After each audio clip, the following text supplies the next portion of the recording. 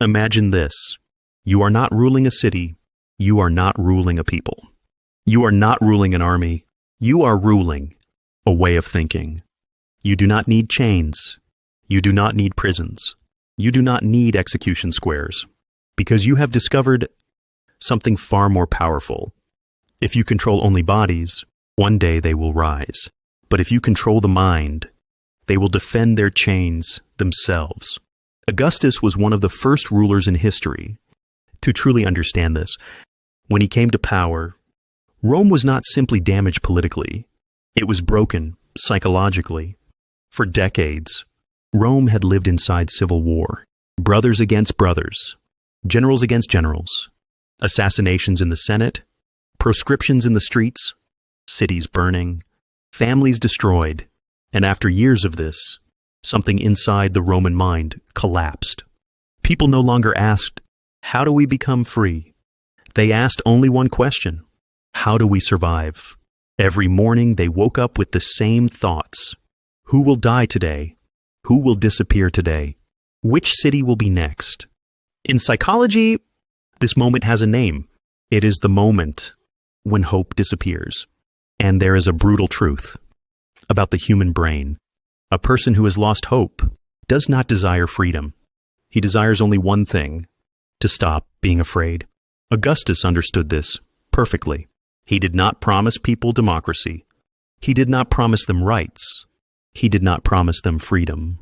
He promised them something far more seductive: relief, rest, silence after chaos. He never said, "I am your emperor." He said, "I am just a citizen who protects peace." This detail changes everything, because when the human brain sees a dictator, the resistance reflex awakens. But when it sees a savior, the surrender reflex awakens. Augustus did not present himself as a ruler. He presented himself as a remedy, not as a choice, as a necessity. This was the first time in history that a man presented himself not as someone to be chosen, but as someone who could not be removed. And then he planted a single, extremely dangerous idea deep inside the Roman mind. The problem is not me. The problem is, what will happen when I am gone? In modern psychology, this mechanism is well known. Loss aversion, the fear of losing. The human brain does not make decisions to gain something. It makes decisions to avoid losing what it already has. Augustus did not say, "Choose me." He said, "If you lose me, you will lose peace. If you lose me, you will lose stability. If you lose me, you will lose your future." And inside the brain, a silent calculation took place. Freedom is uncertain, but chaos is guaranteed. The risk is not worth it. Augustus then made a second, even more brilliant move.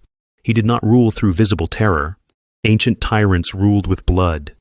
They executed, they tortured, they displayed bodies in public squares. But open terror has a weakness. The human brain eventually adapts to visible fear. Augustus chose something far more effective. He made fear invisible. No mass executions, no rivers of blood. Instead, people simply disappeared. A senator loses his position.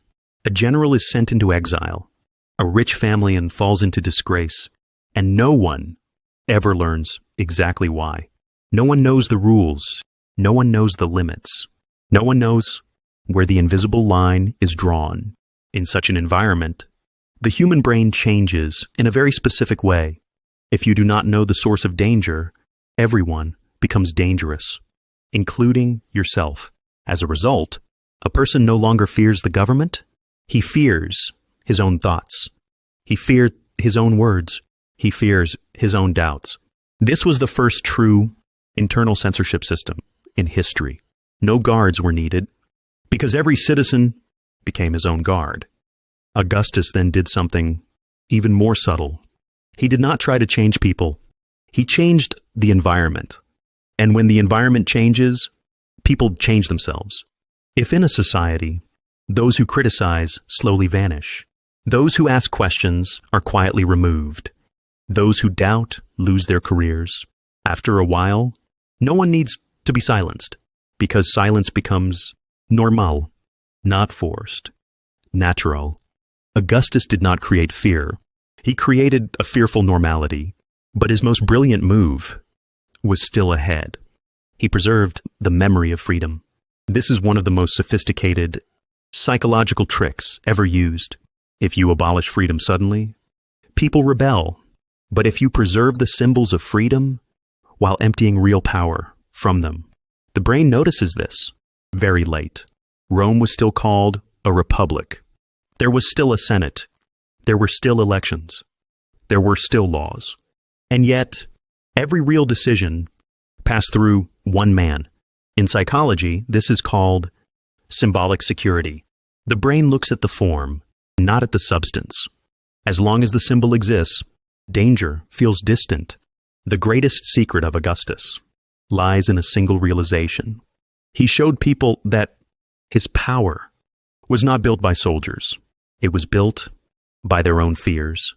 This is the most dangerous form of control, because when a person one day realizes, I surrendered my freedom myself, it is already too late. Augustus did not take freedom from people. He taught people to give it up willingly. This is not violence. This is not terror. This is a psychological contract. And perhaps the most disturbing question is this. If these methods worked 2,000 years ago, why would they not work today? Even today, people exchange freedom for stability. They exchange questions for security. They exchange criticism for safety. Empires fall. Kings die. Flags change. Technologies evolve. But the fear mechanisms of the human brain do not evolve. Augustus died. Rome collapsed. But the psychological weapon he discovered is still alive. And perhaps it is closer to us than we would like to admit.